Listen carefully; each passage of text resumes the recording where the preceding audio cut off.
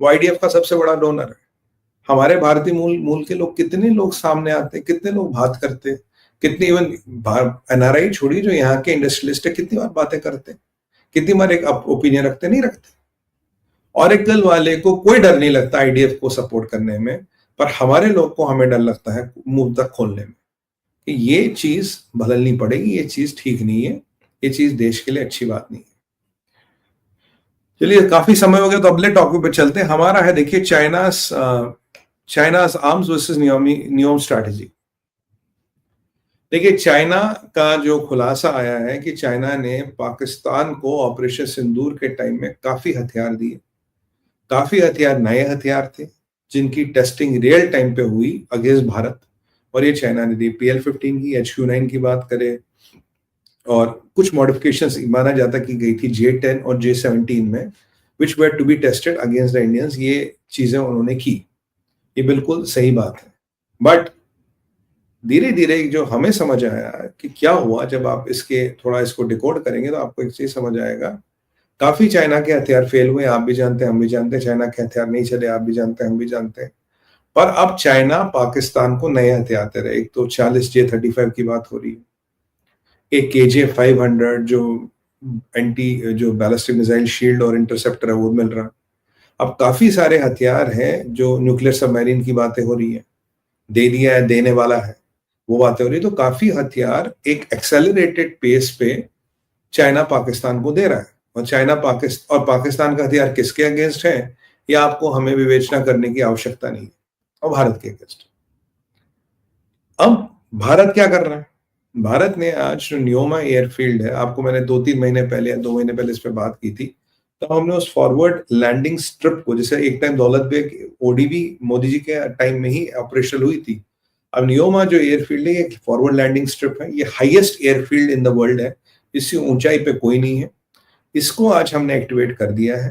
पहले इस पे केवल फाइटर्स उतरते थे, पहले छोटे जहाज उतरते, फिर फाइटर उतारे हमने 2-3 महीने पहले। आज ये एयरफील्ड इतना बड़ा हो गया, इसमें C-130 हरक्यूलिस हमने उतार दिया, और खुद air chief marshal AP Singh साहब ने, he was the pilot of the plane, और ये पायलट ऑफ द प्लेन, और उन्होंने लैंड किया न्योमा पे। ये एक चाइना को सीधा सीधा मैसेज है।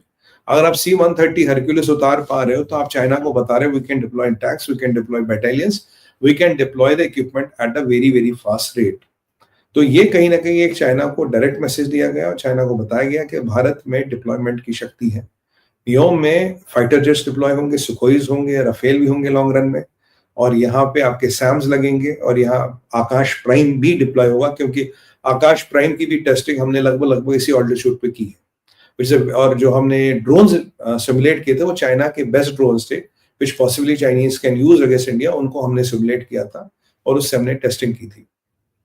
तो कहीं ना कहीं जो हमारी रणनीति है, वो चाइना को दिखाने की है कि we are also ready, we are also getting ready. High altitude warfare में एयरफील्ड की हाइट इज वेरी इंपॉर्टेंट, क्योंकि जब आप ऊपर जाते हो, हवा थिन होती है, और इधर यू कैन कैरी वेपन्स और यू कैन कैरी फ्यूल्स और वेपन्स के बीच में ट्रेड ऑफ होता है। जो न्योमा हमें एडवांटेज देता है, that gives us both, because we are already at that altitude. तो if we fill at that altitude, that can give a more endurance to our planes. तो एक बहुत इंपॉर्टेंट स्टेप है, और एक बहुत डायरेक्ट मैसेज है चाइना को, और I am very happy at the pace, क्योंकि मुझे याद है 1-1.5-2-3 महीने पहले मैंने इस पे बात की थी, was just where we landed a fighters there. Fighter के बाद C-130 हरक्यूलिस को लैंड करना बड़ी बात होती है।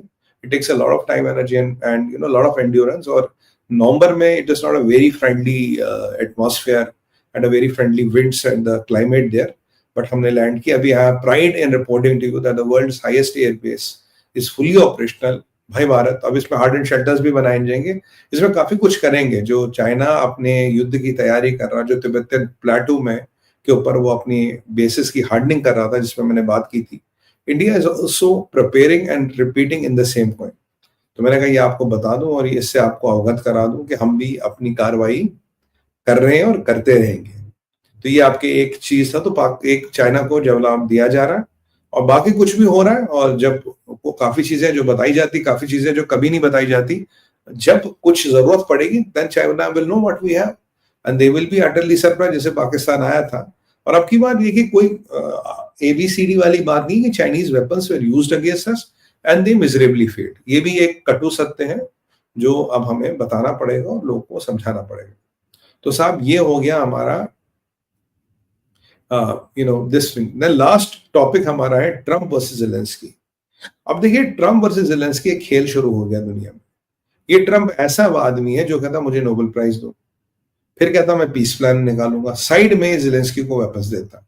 टोमाहॉक देने को ये कंटेम्पलेट करा, हमको टोमाहॉक दे ना दे उस पर अब भी बात चल रही है। अब इसने कुछ 20-22 पॉइंट का एक प्लान बनाया है कि भाई ये मेरा पीस प्लान है और ये पीस प्लान में जाके रशिया को दूंगा। रशिया ने लास्ट टाइम बोला सर टाइम वेस्ट मत करो, पहले अपने पट्टे ज़ेलेंस्की से अप्रूवल ले लो। तो ज़ेलेंस्की को प्लान दिया और बोला भाई तुम्हारे पास 27 तारीख का टाइम है, इसको देख दाख के अप्रूव कर दे, जिसमें Zelensky has to trade off land. Zelensky को सेना जो है यूक्रेन में लिमिटेड रखनी है, कोई फॉरेन सैनिक नहीं रहेगा। Ukraine can never become a part of NATO. कल ज़ेपोरिज़िया में और ओडिसी में जो यूक्रेन का हमला, रशिया का हमला हुआ, उस पर हमने बात की और मैंने आपको बताया कितना भयंकर हमला था, मतलब रियली वाट लग गई है यूक्रेन की। And Ukraine is losing territory with every passing day. अब पुतिन ने गोटी घुमाई थी, बोला पहले इससे अप्रूवल करा। अब ज़ेलेंस्की के बाप बैठे हैं यूरोप में, ज़ेलेंस्की के बाप बैठे हैं नेटो में, जिनसे उसको अप्रूवल लेना है। तो अगर ज़ेलेंस्की अप्रूव करेगा, वो बेसिकली नेटो का अप्रूवल होगा, वो यूरोप का अप्रूवल होगा। जब नेटो और यूरोप का अप्रूवल होगा तभी अमेरिका के पास जा सकते हैं कि भाई साहब हमारा अप्रूव हो गया। दिन बचे हैं 5 दिन बचे हैं 5 और ये सारे अप्रूवल आने। और इसका मतलब अगर ज़ेलेंस्की अप्रूव करता है, देखिए ज़ेलेंस्की की गवर्नमेंट इलेजिटिमेट गवर्नमेंट है, वो इसीलिए बैठा भी गद्दी पे, भाई साहब युद्ध हो रहा है, इलेक्शन कैसे हो सकता है। जैसे ये पीस प्रपोजल अगर साइन होता, मान्य होता है, तो ज़ेलेंस्की को तुरंत गद्दी छोड़नी पड़ेगी। और ज़ेलेंस्की ने $140 बिलियन का घोटाला कर रखा है। 280 बिलियन में से $140 बिलियन ऐसे जिनका कोई हिसाब नहीं। ज़ेलेंस्की ने बड़े-बड़े एस्टेट लिए फ्रांस में, स्पेन में, उसकी बीवी दुनिया की सबसे महंगी बुगाटी चलाती है, जबकि वहां बच्चे मर रहे हैं, लोग मर रहे हैं। तो ज़ेलेंस्की का भी दैंड, और ज़ेलेंस्की को कंट्री से पलायन करना पड़ेगा, या तो वो अमेरिका जाएगा या कोई ऐसी कंट्री जाएगा जहां वो रशिया के हाथ हो।